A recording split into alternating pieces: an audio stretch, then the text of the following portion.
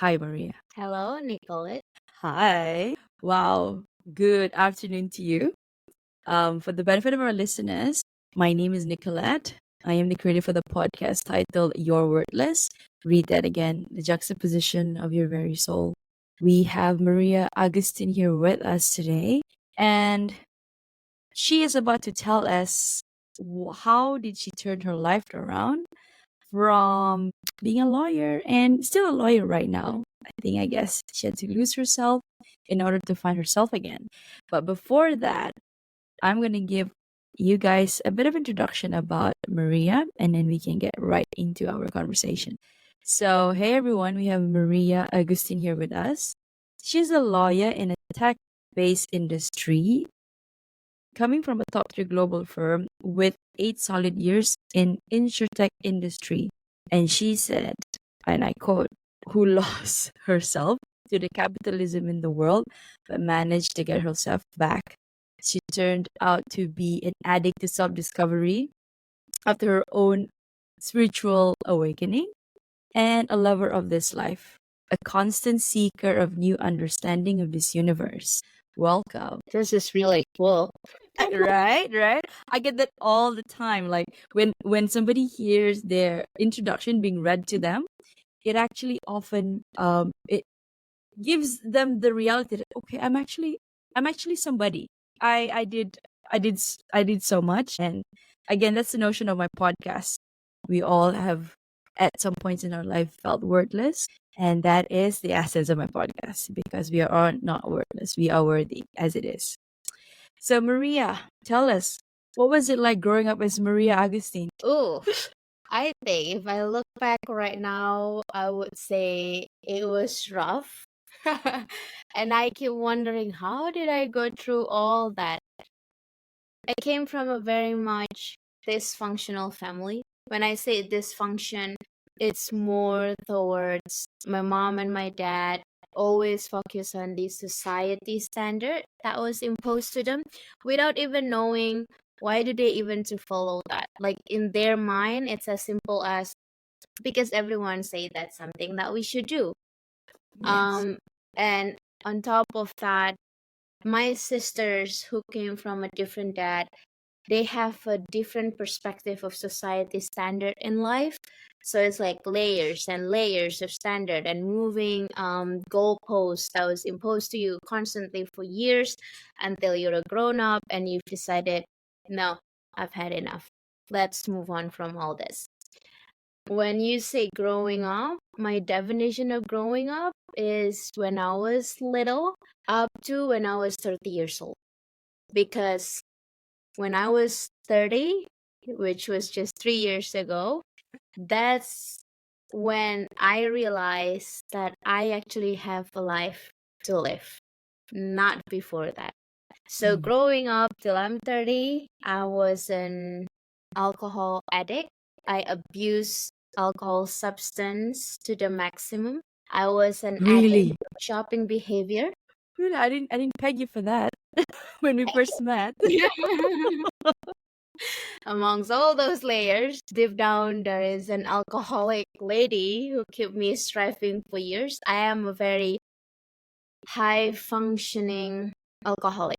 So the more I drink, the more I actually function better, which is not great, not ideal. For that point in time, it was great, but there is a point that you need to get out. So that's how it looks like, and that's how it sounds to grow up as me. Wow. There's so much to unpack there, Maria. Well, okay. We could go on, not even an hour, 2 hours, 3 hours on this. So, okay, I think for the benefit of the listeners as well, I think it's good to let them know that how we met. I think we met through, it was very random, right? Because I was Yes, providing an extra, yeah, it was like a freelancing. reference from a reference. It Yeah, it was was just like that. referral. Yeah. So for the listeners, some of you guys have heard some of my podcasts, and I come from an accounting background, so I go to restaurants and bars offering my services, and then that's how I met Maria. And I think we met back in 2019 I'm not mistaken. I think that time I was already Yeah. divorced, right? And then 2019, and now 2021, 2023, 2024, 5 years after, we're still friends. So, and you're here. A lot has Yeah, when changed. I met you, I was at the lowest point of my life. Come on, But girl. Me back too. then, back then, But we were functioning. We were I functioning genuinely still. thought I am at the highest point. Precisely. That is that is how crazy your brain could manipulate you. That's one lesson that I learned really hard, actually. I love that. It's like because you feel you're already going against, you're giving your best, but then you're using something to attain your best, not within, not internally, Yeah. right? And okay, I want to go into that deeper in a bit, but I understand that you're an Indonesian by origin. So, can you share with us what was your relocation journey? Like, did you always grow up in Indonesia, or what was it? How was it? So up until I finished my college, I've always lived in Indonesia. Mm-hmm. I have never thought about living and working overseas. Like Right. my standard when I first started work, it's my mom's standard. You know, you be a head of legal in a big company in Indonesia, a traditional sector, as in like manufacturer or food and beverage, and it's great. And Mm-hmm. life stopped there. And then when you get there, you get married, you have kids, and things are great that way. And Mm-hmm. somehow I did pursue that for the sake of, getting my mom's nod and approval and to stop her comparing me with other people in the family. But then someone, when I was working at Herbert Smith Hills at the firm, someone told me that you are better than that. I didn't see that at that point. I didn't see that until 10 years later, unfortunately. Oh, that's a long time. It 10 is a years. long time to feel that, yeah, you're right. I'm actually deserve better. It's a long time. And then that person started to train me under his wings, and then that's where I got transfer here and there. And then my first in-house counsel, I was offered to move to Singapore and then Malaysia. And then I left that job 6 years later, or almost 7 years later. And then here I am living in Thailand, in Bangkok. Wow. Okay. So you did walk us through a bit of your career journey. Recapping, you were in Indonesia for a while, and then you moved to Singapore, and there was an opportunity for you to come to Malaysia, and that's when you set up your own thing on the side, and that's Mhm. how we were connected. And then right now you're in Thailand, Bangkok. So, what was your turning point in life, and what happened? My biggest turning point. Okay. Mm-hmm. Mm-hmm. For the context of my answer, I want you to imagine this. Imagine a 25-year-old girl earning money way above her peer. And that money kept doubling up every single year. And when I was 27 and I moved to Malaysia, I got the privilege of a title of Asian girl earning the white man's salary. That's how rapid it was. Mm. Imagine that trajectory, combine it with a person who doesn't know what she's doing in terms of what is my life about.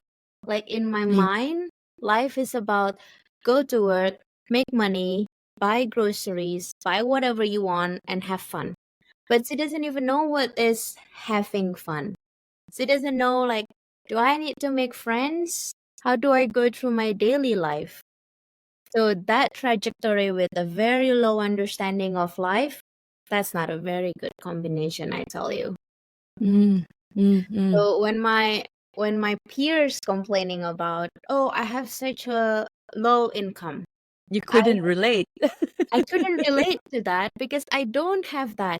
I earn simply in average 6 to 7 times what they're earning. I earn 4 times of what Malaysians were earning when I lived in KL. That's how crazy it was. So with all that confusion, I saw my peer, they're drinking every day, and I thought that's probably how you have fun.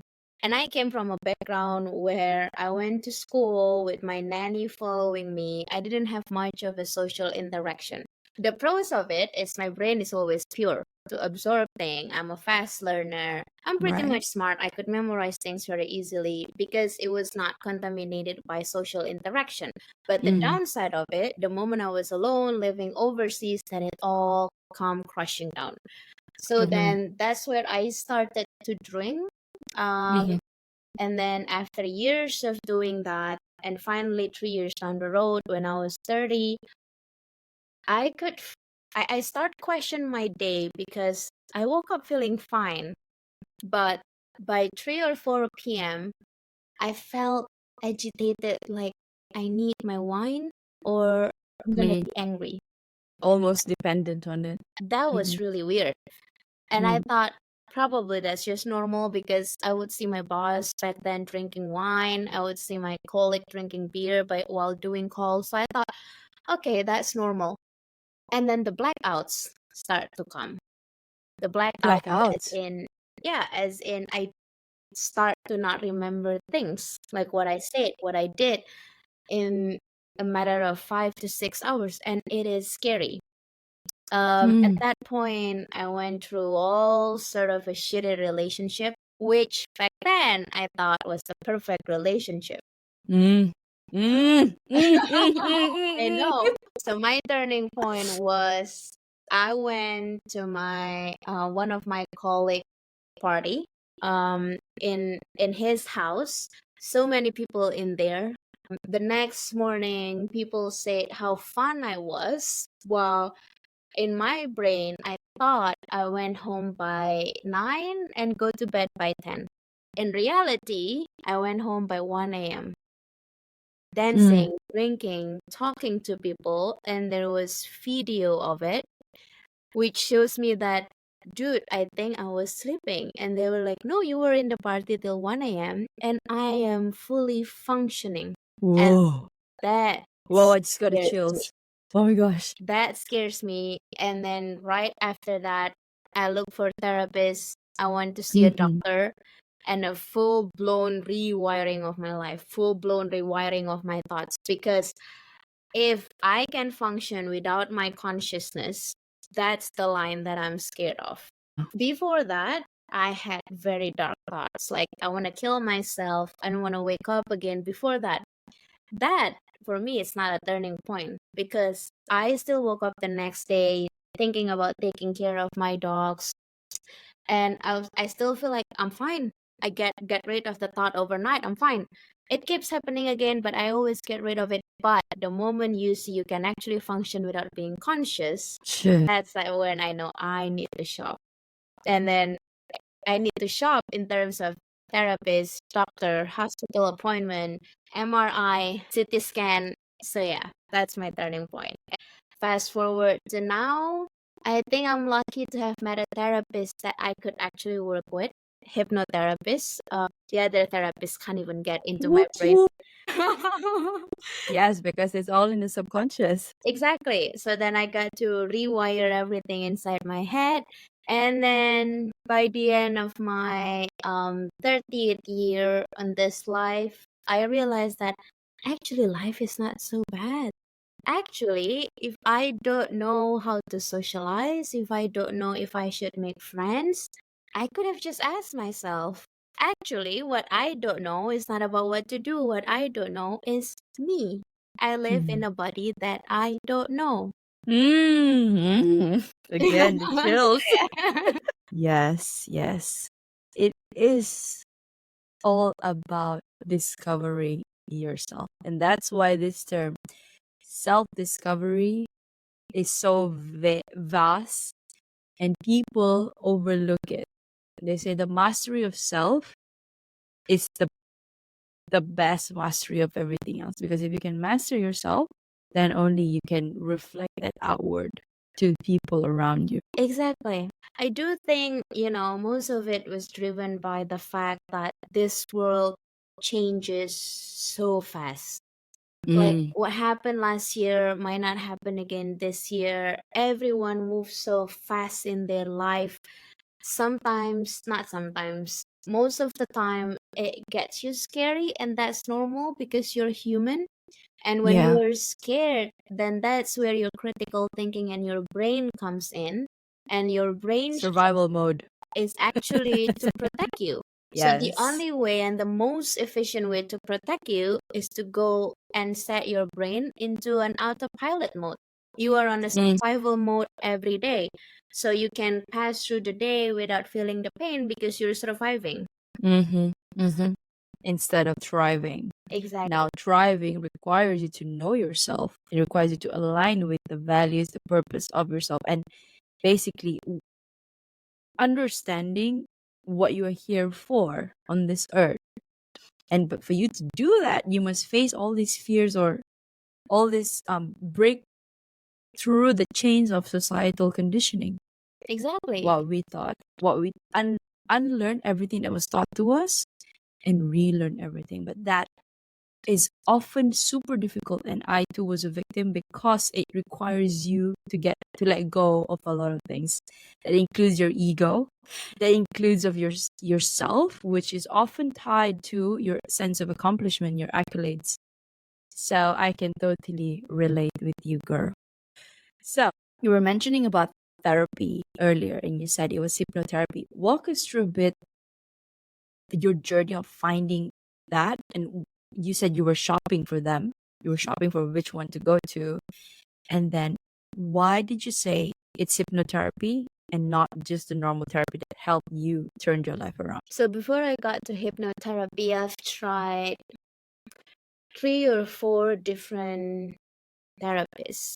The first therapist, she was fine, and I feel like I could talk to her, but I know that deep down inside me, I hide things from her. Like Mm. if she asked me, "Why are you drinking?" my answer would be, "Oh, because I came from a dysfunctional family and I have resentment." But the actual answer that I get to learn a year later is that I don't even know why I drink.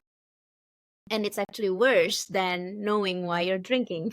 So Yes. then the same pattern happened again with the second one. And then every time I change therapists, it's always because I feel like it doesn't work. Like I get to talk to them, but I can't relate to what they're saying. Like my brain always go like, you don't know my life. Me. You've never been in my Yes. position. You've never been Yeah. as stressful as 28 or 29 years old dealing with billions of US dollar. You've never done that. So how Mm. do you know how Yeah, stressed I am?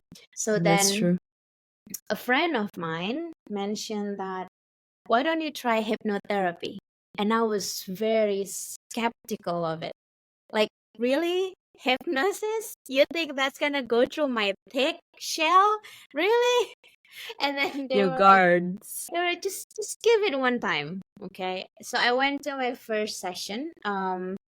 Her name is Sobana. I know she's not gonna mind it if I mention her name.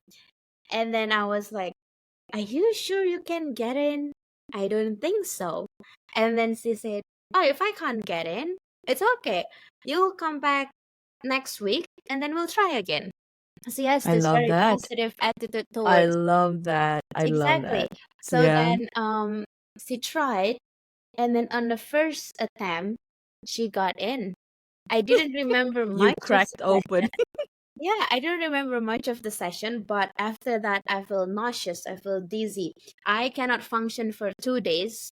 And then after that 2 days, I woke up one morning and I genuinely thought, I'm actually happy being alone.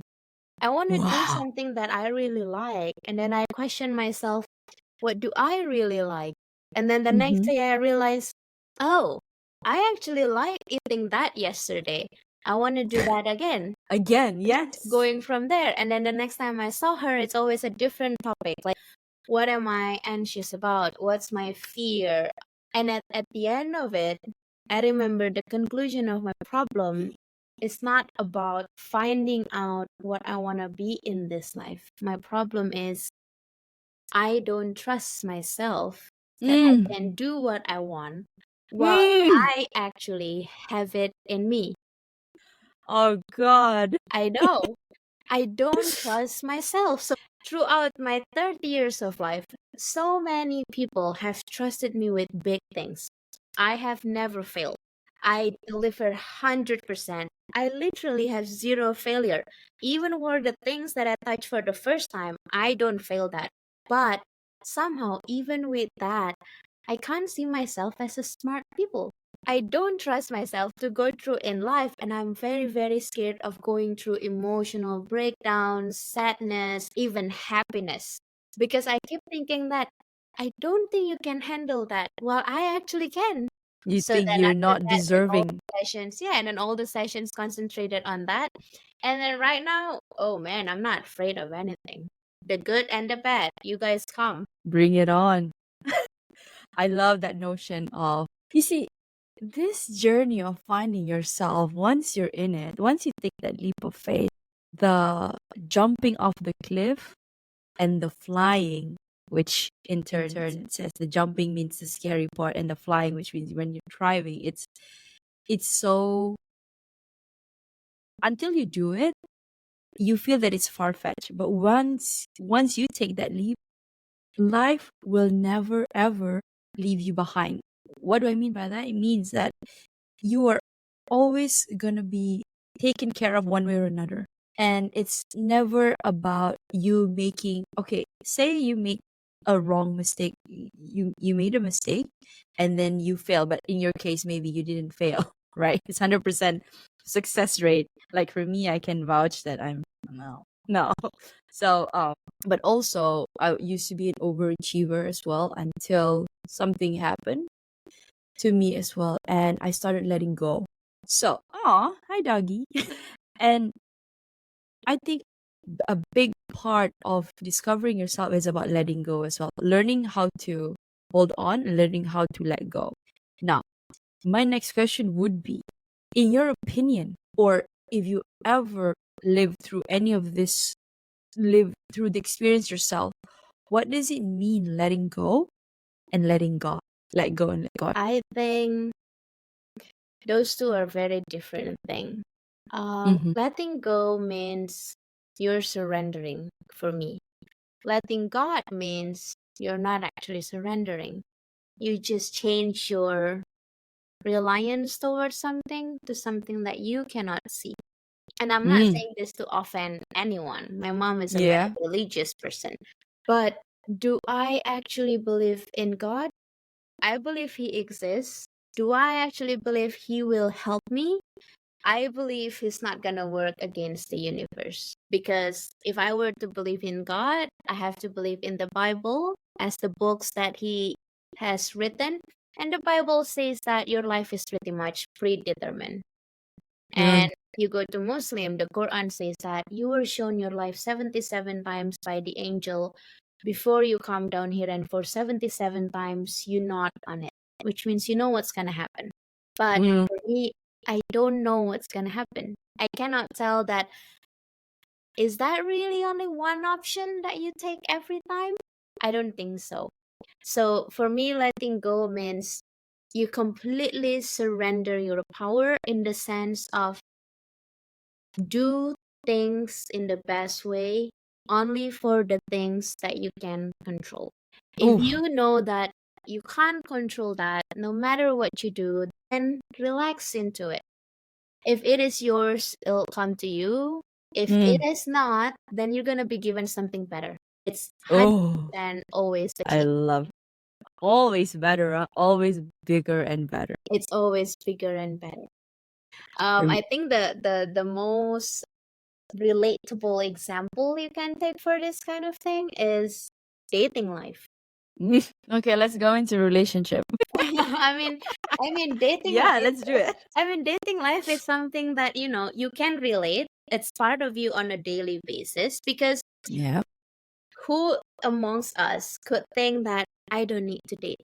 Like, genuinely think that. Not of because course. No. your brain has been rewired by the fact that, oh, women are so powerful, we can do things on our own. No one. You would say that in your mouth, but deep down, I want to find someone that I could have morning Yes. routine with, night routine, Yes. sleep with, cuddle with.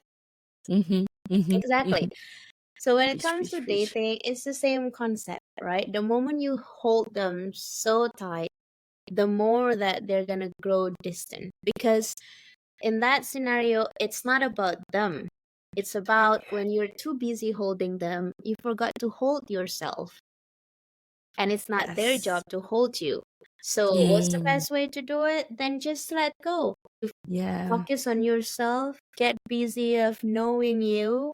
And I am very sure everyone who's listening to this, even when they're in their 40s, I don't think anyone would know any nooks and cranny of themselves. It's almost impossible.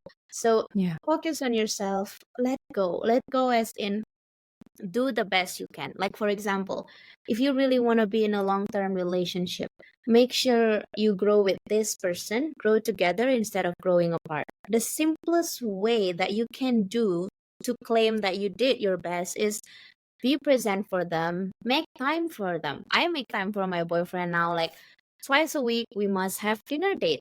And that's an effort, right? That's a Mm-hmm. time that Mm-hmm. you set aside. But Yeah. whether or not you're gonna end up with this person, whether or not you're gonna get engaged next year, that's a completely different level. You don't have control of that, then forget it. You can't imagine stuff like, oh, I wish we're engaged, I wish he's giving me this ring. That's fine. But don't chase on it. It's okay. Let it be. Oh, yes. Yes. Carry on. I love it because you know what? It's the same epiphany I had.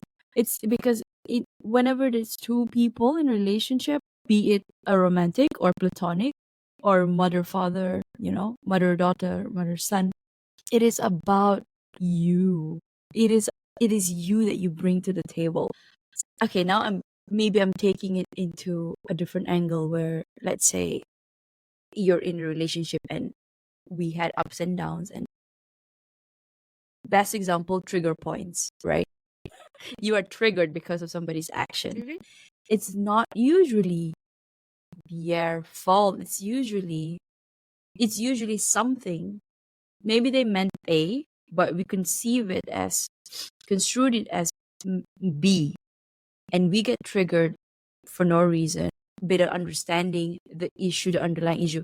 But somehow, when you are triggered, it's actually more to do with you than them. Oh yeah, for What is sure. it within you? What is it within you that hasn't healed or is still being hidden, not being brought up to light, right? And you mentioning the notion of coming together in a relationship, in a union, and it is, I can say, whenever I'm in a relationship, I lose myself to the point that it is all about the other person.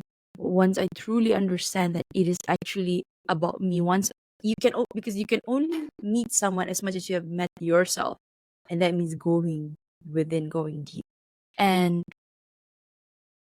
you can be the most loving partner, the most loving couple in the world now, but if you do not have that foundation within yourself, him or her, whoever, or you're in, same sex relationship, doesn't matter. If you have not done the work on you, done the work on your shadow self or your healing, your trauma, there will be a time when definitely you will have to go on your own separate ways. Now, it's up to them to work through it together, right? And it is most imperative, the baseline is to just know yourself, and knowing yourself is a lifetime journey. Like you started this when you were 30. I started this when I was what, 29. Now 4 years after, pretty much got a better hang of myself, but still we're all healing for something, we're all learning from something until we're 6 feet underground. I That's get that's yeah, that's I guess that's my take on that. And relationship, yeah, self love. I guess to me, self love is the best. If not, it's the best indicator of how you're gonna enter into a reunion with somebody. As much as you love yourself. I am a true believer now that if you can't love yourself, it's impossible for you to love someone else. So when you can't love yourself and you claim that, oh baby, I love you, do Yeah. you really love that person, or you're saying it for the sake of making Validation. sure he knows that you love him, and therefore he got certain obligations coming out of it. Mm-hmm. Those two are Expecting very him to different. reciprocate that. Exactly. Yes. So Mm-hmm. eventually, when you do that, like when you say I love you to a person without even loving yourself, so the way you said I love you is actually a trick that your mind created to remind yourself that you're being loved by this external being, a person. And eventually it's a selfish act. And at the end of the Mm. relationship, you will tell your girls, I've done so many things for him. My question would be, did you do it for him though? Or is Mm. it for you? Mm. If you're doing it for you, why would you have resentment towards him? That doesn't sound fair right now. And that's what I'm doing in my relationship right now, in the sense of now I know that myself have this cue where at the point that I suddenly feel a little bit agitated towards stuff and him, and I feel like I'm anxious about something without knowing what is it. It's Yes. actually not him. It's actually my inner child screaming that I think you haven't spent much time with me. I need your attention. But I learned that cue over like a year or two of doing hypnotherapy Mm-hmm. and realized that, oh, it's not about the environment, it's not about him, it's about me. I just need to look within and ask me, what am I agitated about? But because again, I came from a background where I used to be a strong believer that I'm excellent at work. I deliver what I want. I'm excellent at making money, but I'm shit in relationship. Same. When my relationship failed, I'm like, you know what? The love department is not for me. Let me just redirect all my energy and effort on making money and building my career. Now, Boy, I was I wrong. feel Yeah. so. Now I feel like, but it's also because now I'm good with myself. Yes. Ooh, I love that. I love that. Gosh. Wow. Thank you, Maria. We unpacked so much within the last 30 I minutes. know. Okay. How important is breaking the stigma on mental health today? What are your thoughts on this? Oh, it's very important. I think, I came from a country where if you say I have a mental health problem, Asian Asians, people you're talking to people think, our American listeners. yeah, people think you're cocoon, like you're Yes. gonna go to the mental hospital and Yes, be taken exactly. care of. That's what people think. Mm-hmm. I think we need to break a stigma on it.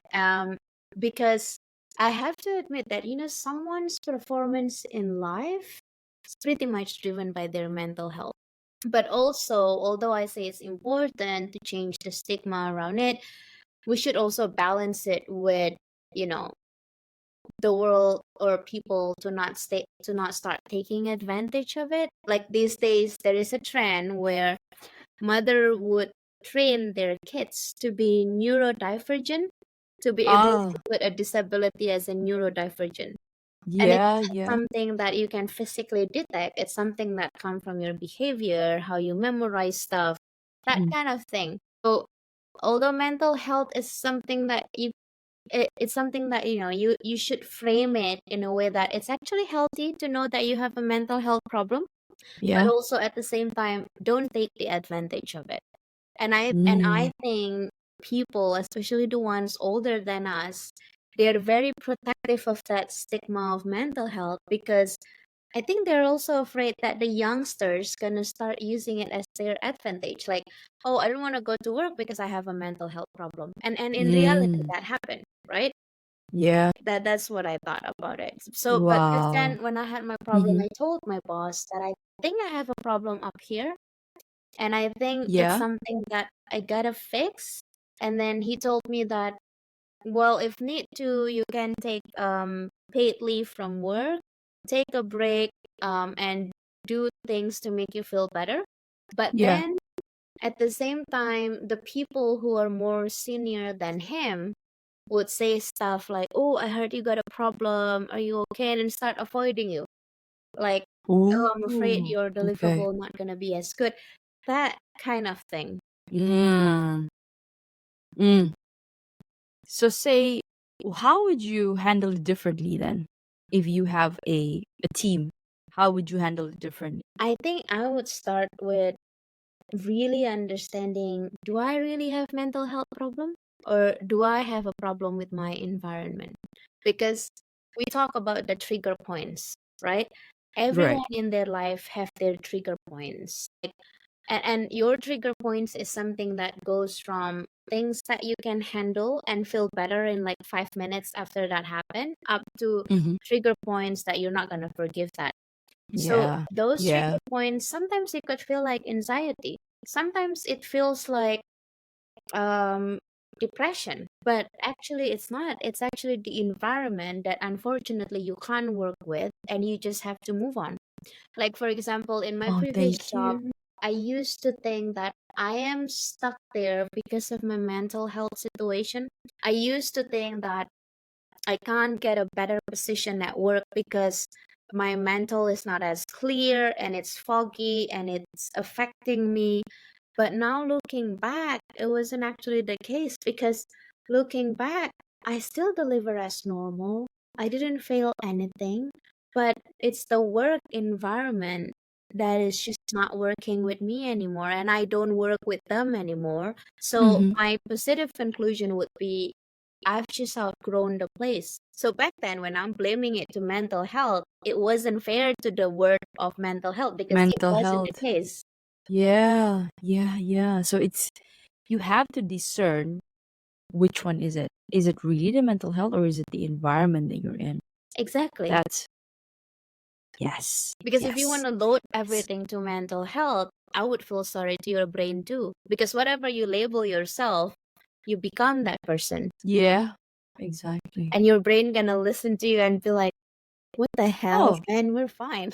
yeah. And and if yeah, and if you are it's usually if you're in a shitty situation, and if you try so hard to stay in it just because you think like what you said, you don't want to leave because maybe your previous organization was accepting of you having mental health, therefore they still keep you in, they still give you the normal salary, and them and you wanting to leave made you feel like you're not worthy because of all of these attachments that you had. Exactly. And but the whole root cause of it is actually the environment, and you hit the point right at the bullseye when you said you've outgrown the place. You simply have outgrown the place, and there's maybe you have some things that you need to work on yourself, but it's not entirely your fault.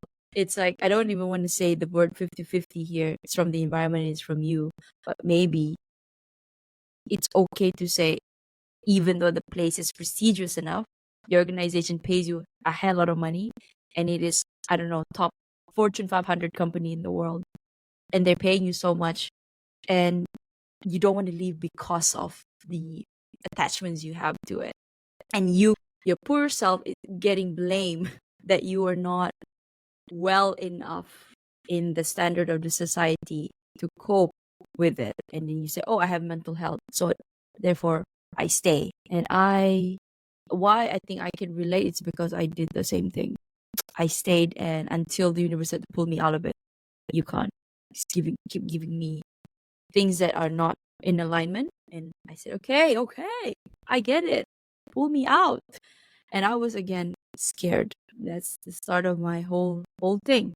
Scared of am I ever gonna establish myself? Because that means, do I need to start again? What will the society think of me? What will my parents think of me? And right now, 5 years after, I'm here talking to guests around the world, and you. Never in a million years I would be doing podcasting. Yeah, I But think yeah, when I and quit my job, switching to I therapy, also think about that. When I quit my job, I also think about, oh my God, what's my mom gonna say? right? And that's Right? just like, and that's like half of the entire things that I need to worry about. It's about, what would my mom say? And then only after that, I'm worrying about, how do I gonna pay my bills? How do Yeah. I gonna pay my credit card debt? How do Yes. I gonna fund myself on a daily basis? That kind of stuff. Like, how do I buy my dog's toy and food? That kind Oh, of stuff. But the yeah. first biggest worry, it's about, what would why would I do this, and what would my mom say about this? Exactly. Exactly. Instead, it should have been, what do I want to do? What do I feel like doing? We get so, the layers is being put on us for so many years Exactly. that we lost touch.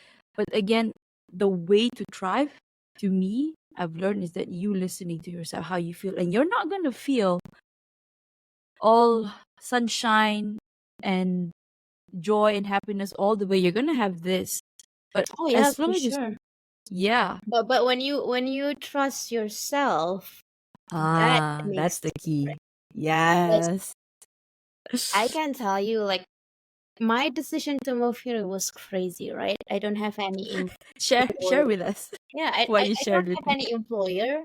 I don't want to go back to Indonesia. So I left Malaysia is I was empty-handed.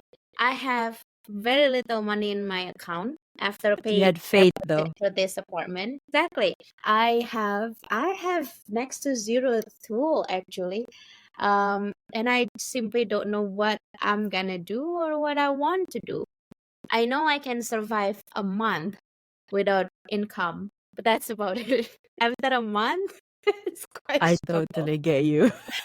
So then, but I think after so many hypnotherapy session, I think my subconscious mind and my critical mind are wired very differently. Somehow, I keep getting this feeling, and it's very strong that you'll be okay. We're gonna work together. We'll take care of you. Who's we? I don't know. But not Mm-hmm. for a single second I was worried. And but even after that, the first week I come here unemployed, there are nights that I would just lay down on my bed thinking, oh my God, if I don't have income soon, I'm gonna be super fucked, man. I moved here with my two dogs, not alone. So I got kids to feed. You're worried, yeah. You're worried about kids. Not even joking. And Yeah. and then sometimes I thought I was too stupid probably of doing that. But then again, the next morning I would wake up, do my morning mantra, and then I feel like I can handle it. I trust myself enough to handle it. So when you invite the bad and the good things to come, they do come. But the good things is always better than the bad things. So it helps to overcome everything. Mm. Um, and then within that 4 months of being unemployed, I landed client as big as a big security company, as big as a company who work exclusively for Google. And they just contacted me out of nowhere. Out of nowhere. Mm. Mm. You want to do Mm. this? And I was like, Oh my god. so You yeah. see? I It's mean, yeah, when it comes to feeling emotion, ups and downs are granted. But if you can trust yourself to go through all that, if you can tell yourself that having problems is normal, it's okay. However, things that you do good in life, you will always get into problem because you're human, and in this life you're not alone. There will always be problem. yeah. So that's the second one. The third one is I think it's important that you can look back in your life, like say 10 years from now, and you could tell yourself that, damn, you went through all that. Why can't I go through another day?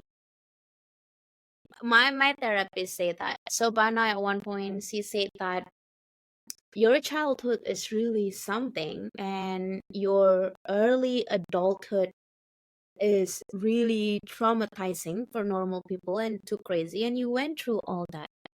Isn't that a sign that you actually have everything inside you? Oh. But Mm. sometimes people forget that. Sometimes they're too busy. I was too busy looking forward and looking up. I forgot to look backwards and to look down to what I have done before. I completely forget that. So now every Mm-hmm. time I don't feel so good about life, if I sit down and think about my past and how I went through it and I'm standing right now, that's my secret weapon. Mm. Enough said. I have nothing to add to that. I mean, you can look forward, it's good, but then if you don't know where you came from, what would good that would do to you, right? But I would also say that looking back for me wasn't easy, because that is one of the biggest challenge that I think I overcome, because there are so many traumatic events that my brain has learned the perfect capability of changing my memory. So even for me to look backwards, that was painful and very Yeah. difficult. Yeah. And that's when, all the surrendering comes in a way that I have went through all that. It's not gonna happen again. I just wanna look. Remembering being in the moment, being present, but also looking back behind, looking back at what you have gone through, your accomplishment, your trauma, and being hopeful and trusting that what's to come is for your highest good. But at the best of it is to stay present and stay grounded in the now. And I think Sure. you sum it up perfectly. Thank you. Yeah, it's not as easy as those YouTuber would say that, oh, just stay grounded. Oh Sure. yeah, What if you're too used to sure, things? exactly. It's easier said than done. It's easier said, definitely. And you, why I'm finding it difficult, it's because when I did it myself, I had to so many crying by myself. Nobody saw it. But it's about being super freaking honest with yourself, being authentic, being honest. Like, what is it that made me feel this way? Why am I? Why do I feel this way? What happened? Why me? Mm, I Mm-hmm. guess that thing that question. Why me? What? Why not you? Why not me? Because if a divine or higher power that brought you to that, it would bring you through it. There's a reason why you're being given this. So, and you've gone through it. So, what makes you think you cannot take this? So you are indeed strong, and you are indeed worthy and deserving of all the good things you Yeah. want. And it's interesting how human can easily forget that. Yeah. Because every time I tell my friends who are like feeling not so good about their life progress, every time I say, have you looked through your past where you came from and imagine what you've went through? Mm-hmm. 100% of them, all of them would say, huh, interesting. Never Mm. said that. It feels like for us, especially when we had trauma in the past, we just keep that locked and hidden somewhere. We do not want to revisit that because it's a painful memory. And again, humans are wired to go towards pleasure, not pain. Exactly. What if it's actually a reminder? What if it's actually there? And what if you had to go through all that because at one point in your future you need that as a reminder? What if that's actually the case? Mm. What if it's not Mhm. about, oh, you gotta learn something, you gotta learn a lesson or two? What if it's not about that? What if it's simply just, it's just a reminder you went through super difficult stuff and you're good. So now this thing is not even as difficult as before. So we're gonna get through Yes. this. Yes, yes, yes, yes. It's your ticket, is your tool. You've gone, these are all your ammo. Yeah. So I like to say that before you look externally, do an inventory of yourself. Go through that exercise of, write down your past with the exact memory, the actual memory of it. Nothing being sugar coated, nothing being Yes. changed to protect your memory. Nothing. The Mm-hmm. raw version of it. You want to cry while you write it? Sure. But at least when you write it, you will know that have you even grieved about it before? If you haven't grieved about something, you're not going to heal from it. Mm. So yeah, do Oh, inventory first and then look externally. I love that. I love that. I know, right? I've been going through all this shit in the past year. So God. Oh gosh. And this is why you're perfect fit for this show. I love it. And you're doing great things. Not just now and in the future. I know it, Maria. This is just the beginning. So what is next for you? Hmm. I don't know. I'm just looking forward to what this universe gonna bring me. It's been so good so far. I think it's gonna go better. Well, I still set my intention for every year. Like I want certain things to happen this year, but as I'm relaxing into it, the more I think about it, the more I feel like it's okay. It will happen in a way or another. What's next for me? I'm busy looking into a manifestation thing, I think, in terms of self discovery. I mean, I've encountered some actually happening to me, but I really wanna know why. And the more I read about it from scientific perspective, the more it seems like human is actually being equipped with the power to manifest. That is how strong your central lobe of your brain is. Mm-hmm. Um, so yeah, I'm reading about that. I'm also reading through stuff like um, what is actually an abundance? Like so many people, you know, correlate abundance and money wealth, but Mm-hmm. is it that narrow? I don't think so. Mm-hmm. Mm-hmm. Mm-hmm. And Once you figure it out, I'm gonna have you on the show again, and we can talk about manifestation and having an abundance mindset.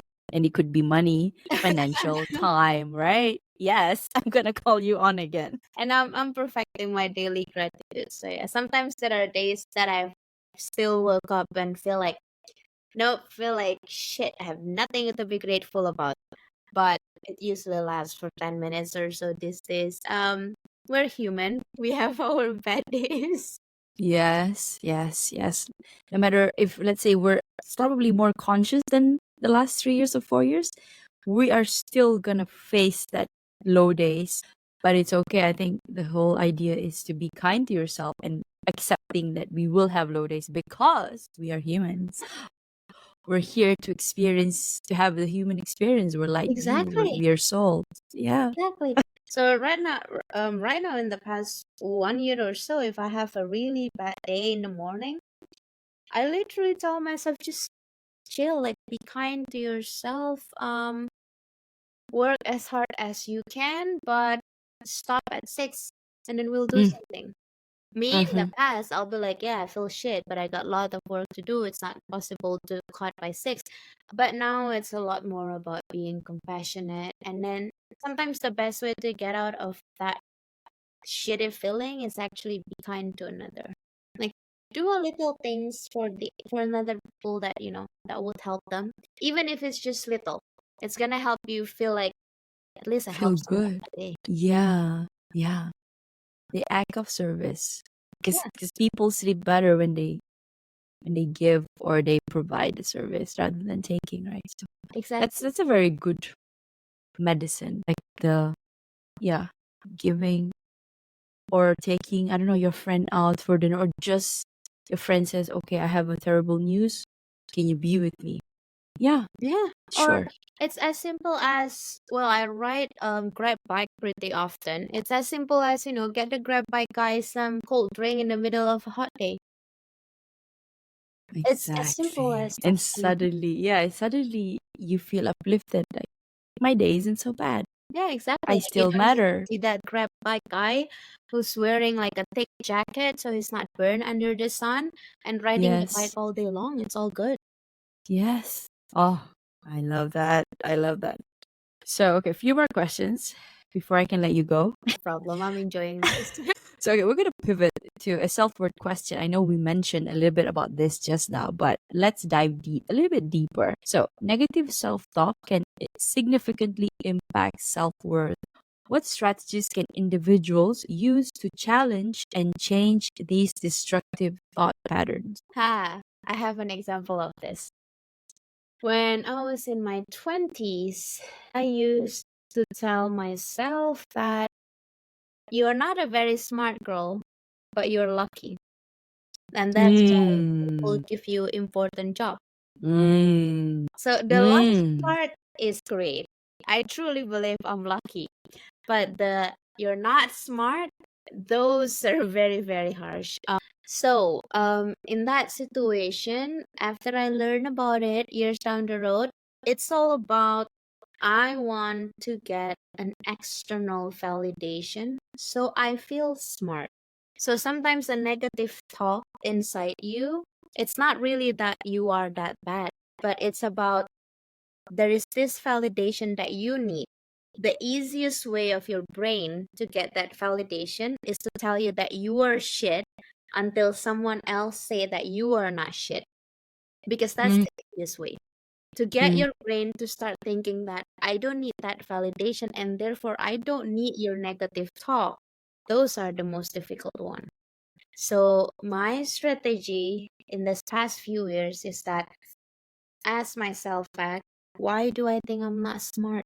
I think from my conversation with different therapists, people tend to tell themselves something in a very negative way without questioning why do you think that you have to say that negative stuff. Like I like to question myself, if you are not that smart, how did you complete that job? If you are not that smart, how do you come up with the strategy to come up to overcome that work thing? What is it then? Is it really just Is lucky? it pure luck? Sheer luck? Yeah. I think negative talk is bad because it's basically wiring your subconscious to believe that you're not good. And then what you plant in there, it's usually harder to remove than to plant. So, Mm, because so we're going back to that conversation about most people are in survival mode, right? When you are in your survival mode, one of the direct impact is that you don't want any spotlight because you are in a survival mode, you are on an autopilot mode. You know that you could make mistake. You could, doesn't mean you would. But mm-hmm, that's why you don't want a spotlight. When mm, you don't want a spotlight, it's easier for you, rather than avoiding that spotlight, to tell yourself that you're not even good enough for that. So let's lay low for a little bit, which usually lasts for years. So yes. it all eventually ties together. The moment you can get out of your negative talk, trust me, you're gonna start thinking about going out that survival mode in your brain. Mm, mm. When you were saying that, I was having mental images in my head. I'm like, okay, she said that, and I looked at a different angle, and I'm like, wow, wow. It is. I asked this question to a lot of my guests, and they they say different things, but essentially they're the same because what you plant in, what you plant you will reap, right? Yeah, And if you're saying, I'm stupid, I'm stupid, I'm stupid, Henry Ford says it, if you're stupid, then you are stupid. If you're smart, then you are smart. exactly. Yeah. But sometimes that positive talk is difficult when you don't even have the evidence in you. Because and this is not a criticism, but this is why I used to struggle with those YouTuber about manifesting through self-talk. Mm, Because mm, they talk as if it is easy, but all human have our critical thought. The critical thought job, our right brain, their main job is to correct you when they think you're wrong. mm, So when you're doing your negative talk, it's not only about your subconscious mind, but probably some part of your critical thinking were unable to see that you are good. What if you mm, challenge that in a very critical and proven and backed by evidence? mm-hmm, Then if you can change your critical mind, it's actually easier to control your subconscious in that regard, because your critical mind gonna say, no, I've seen the evidence that you are actually smart, what are you thinking? And it will mm-hmm, automatically coming back to you in a way that no, you are not smart, you are a very mm-hmm, smart person. mm-hmm, mm-hmm, mm-hmm. Mm. I love that. You just reverse engineered everything. My hypnotherapist did that. I love it. I love it. Again, so for those people out there who are skeptical about hypnosis in therapy, and I am venturing into that world right now. This is This is an evidence that it works.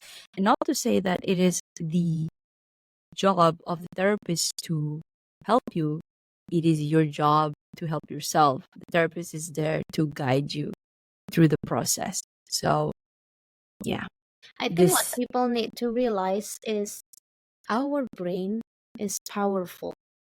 Oh, it's way beyond that memorizing, reading, writing, talking, moving your motoric. It's beyond that.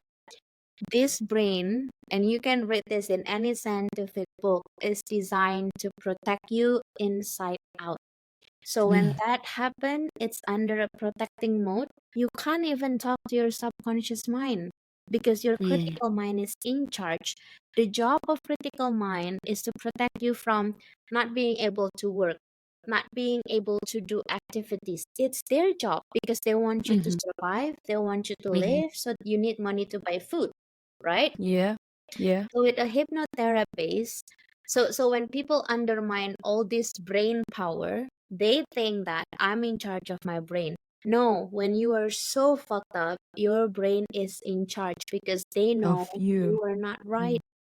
Yes, When you you're are not not right. right and you're still functioning, how do you think you're doing it? It's your brain. You're not even there. Mm, And the mm, example that I give you about my blackouts, those are real.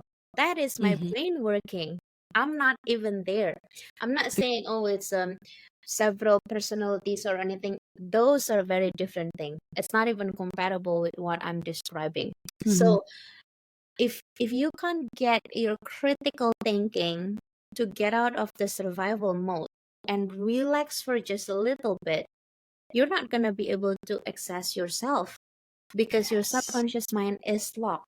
And I think that's where the hypnotherapist helped me. Because when I was under hypnosis, I didn't get the chance to think, oh, should To I lock, tell my to therapist try this and one? hide it. Yeah, should Yeah. I tell my therapist this one or would she judge me? Should I tell her that this is the actual fact of that memory? Or should I like tweak it a little bit so if my family doesn't sound so fucked up? I don't have that power anymore. So because I don't have that power, my critical mind is relaxing. They're Mhm, finally think that okay, I can take a break for a little bit and then my subconscious mind can then talk and tell my mhm. therapist and telling me that we are hurt. We're not healed. We need help. How are you going to help us? That's where hypnotherapy helped me a lot. Once you get there, which gonna take I think a lot of session, once you get there, you can rewire your subconscious mind as much as you want. You can get rid of the bad seed that you planted and put a better seed for it. You can do that. But before you access that, you simply, not as easy as any other YouTube video, telling yourself you're smart, that's it. It doesn't work that way. Yes, yes, yes. Wow, I don't need to do any more marketing for hypnotherapy. You just did it. Thank you so much. I'm a real life example that is saved from a hypnotherapy. Yes. Oh, I love that. Thank you so much, Maria. So, what is your heart's greatest wish? My what? Your heart's greatest wish. Huh. What I wish for now. Believe it or not, nothing actually. I love it. I love it. You know why? I just, Because this, because you have everything. yeah, I And feel as like I have enough. yeah. Oh my god. It's that is the most powerful thing I've heard. I mean, I Um genuinely feel like I have enough.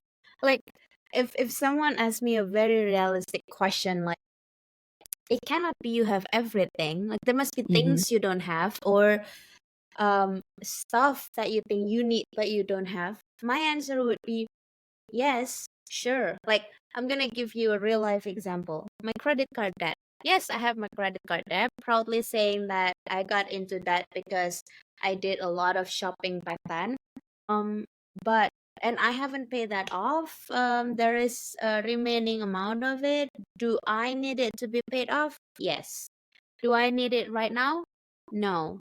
Do I feel I'm less than enough because of it? No. I'm good. Exactly. Even if I Oh. can't pay it tomorrow, something gonna happen and it will be paid. It's okay. Yes. Know exactly how life gonna turn out. Yes. This is exactly the trajectory I'm on right now. Like I don't have all my finances figured out. Like I'm moving into coaching. Like, dude, 9 to 5 to coaching to your own business. It is tough, okay?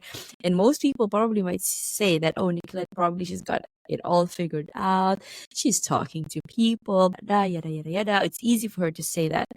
No, No. no, no, There's no. just I things still have that you debt can figure under out my belt. everything. There's I no still such have, thing. yeah, I still have things that I need to pay that people are still chasing me for. So, but that will that define my worth, or will that define stop me from pursuing what I want to do in my calling? No. And even if this is not my, even if I feel, let's say, if I do well, which I will, and in 5 years or 3 years from now, and I say, okay, maybe I need to pivot again.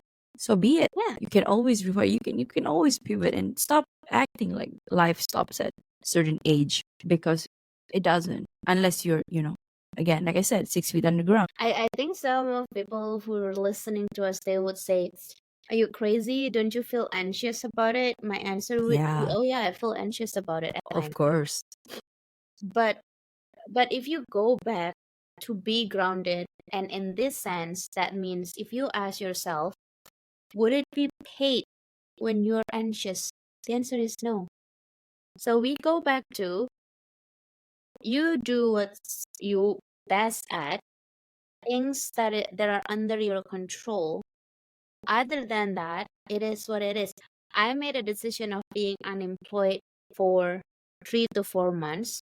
So yes, because of that, my financial was pretty much fucked up. Mhm. But that's also fine because I simply know at one point it's gonna get sorted out. So that's okay. Yes, So if I I were love to be that. anxious right now, what good it would be? Nothing. Hmm. So the moment Hmm. you can tell yourself nothing, so you don't need to be anxious, there you go. You're back to be grounded. Welcome back. Oh, I love that. Welcome back to Earth. I like to do stuff step by step. So Yes, I love it. I love it. Whew. Okay, do you have a mantra that you live by? a mantra that I live by. Hmm. Ah, I'm safe, I'm protected, I'm loved. I say that probably hundreds of times before I go to bed because I'm the kind of person who tend to feel anxious before I go to bed for some reason, and this is something that even hypnotherapists can't work on it. I feel scared before I go to bed because I feel scared I'm not gonna wake up again for no reason. Probably because I just faced my dad passing away. Probably that too. But yeah, I have that mantra that I would say every day when I wake up, when I'm at work thinking about stuff that I can't figure out. When I before I go to bed, and it's very effective. Yeah, yeah. I say that I am divinely guided and I'm divinely protected. That is sort of my mantra too. See, like being loved, being protected, being safe, those are what you need these days. You can go to the nitty gritty of it, like but I don't have enough food. Yeah, but you're not You hungry have either, no?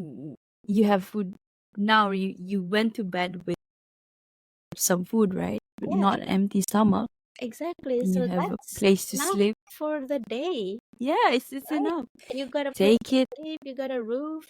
Yes, take it. Really, this notion of one day at a time, one step at a time. Yeah, one day at a time. Even Hmm. even now, I'm back in corporate world. I'm back to 9 to 6 salary. I still take it one day at a time because I don't want to do the Yes. same mistake of losing myself, being too Yes. much into work that it's not even mine. That kind of thing. Mm. Thank you. What keeps you up at night? Is there anything that keeps you up at night, or do you sleep well? Oh, this is actually a good opening. So years ago, when I'm going through all this self-discovery journey, one thing that keeps me up at night is um, what happened if I got fired from work. That's what keeps me up at night. That's the Mm. first one. The second one, and this is actually the one that I was scared the most back then, is what if you end up being alone forever? Oh, that Same. second The one. two biggest questions It is of very my life. scary for so many people. I have like 10 close friends that would tell me the same thing. One thing they're very scared of is ended up being alone in this lifetime. Because when you are alone, it's all about, people judging you. That's for sure. You start to see in media or like people around you holding hand and you feel lonely. And then the feeling of fear of being lonely, it's like the basic fear every human is designed with. So that's what used to keep me up at night. I think I went through a very good exercise with my therapist, not the hypnotherapy one, the previous one, where we work on what's the worst that could happen. Like, for Mm-hmm. example, if I fear of I'm gonna be alone in this lifetime, what could I think be the worst that could happen? Yeah, like The what's worst the thing that worst? could happen is no one come to my funeral. That would be sad and lonely, right? Yeah, And then my therapist would say, yeah, but you can pay a service for that. Like, be exactly. extravagant, pay a service Yeah. where they invite models to come to your funeral. And Mm-hmm. suddenly, it doesn't feel so bad anymore. If I if I get fired from work, what's the worst that could happen? You can't pay Mm-hmm. your bills, you don't have money, but are you gonna die on the spot? Not really. No, you're gonna find Sure. ways. Yeah, for sure. You have at least I can come home to my mom, although Yeah, she'll be like scolding me every day. But at least I will still have roof over my head. And I exactly. think I would have friends to help with that. Yeah. So eventually, amongst all of those fears, there was nothing. It was not even a valid fear. Mm, Um, yes. so for people, and I think this is the current trend, who are thinking like, oh, what's gonna happen to my kids when I pass away tomorrow? Okay, let's go back to the same scenario. What's the worst that could Worst happen? that can happen. Mm-hmm. Your kid's gonna be taken to the state, or Mm-hmm. you can be ready about it and set up a will for them. Yes. And then, okay, if let's say they're taken by the state, what's the worst that could happen? Would they die? No. What's the No. likelihood of the state gonna take them if you have some assets for them? Next to Mm-hmm. zero, right? So Mm-hmm. what are you worrying about? Exactly. So that's Exactly. what I've done before. Now if you ask me what I keeps love me up it. at night, nothing. Yeah, I love it. It's like, what's the worst that can happen? Exactly. The fear is very legit. I used to think about it. What if I don't end up with somebody? So, what? What is the worst that can happen? To be honest, like you said, nobody's going to a funeral. Yeah, there will be services, and probably if I am smart enough by that time, if I continue by myself, and I can check myself into a, I don't know, old, a resort. I don't know, the wellness center Yeah, for people. I'm gonna have a good time with those people there until, I don't know, on my deathbed or something, and then I'm gonna be taken care of. But anyway, it is my body already, my mortal body. My soul is eternal, and that is yeah. So I think, most people, they have a fear, but they don't really want to investigate that fear. I think people are trying to why. like hide that fear away and trying to avoid it at all costs, including to settle it in a very toxic relationship, just to not being alone, rather Mhm. than asking yourself, why are you afraid of it? Ah, ah, thank you. Mic drop. And that's another part of trust yourself, that you can go through so many things. Yes. Yes. Be it with or without a partner. Yes, you gotta trust yourself in every step you take, because you're actually way better than you know. Thank you. Okay, last question. If you could create a quote right now for you to leave to the audience listening and the world as your legacy, what would it be? Oh, I've just said you're better than what you know. Thank you. You're way powerful than what you realize. Thank you so much, Maria. What a no, I was kinda worried that we're not gonna have enough to talk about, but way I was wrong. 1 hour and 20 minutes.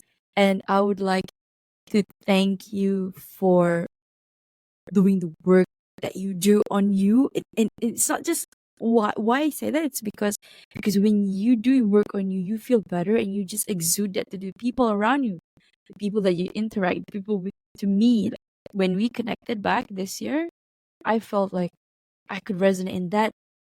Subconsciously lifted my my I don't know, feel good or consciousness level to say that, oh, I am not, somebody else is going through the journey, and we're all slowly awakened to that. So thank you for facing your fears, and of course Oh, thank you for today. thank you for having me today. Thank you so much. And like I said, you're doing work on manifestation and abundance. Once you figure it out, I will call you. Maybe in the next few months time. For sure. Thank you so Well, much for having me, Nicolette. I hope you enjoyed this. yes, and not just me, my listeners would too. Thank you. Have a great day. You too. Bye bye.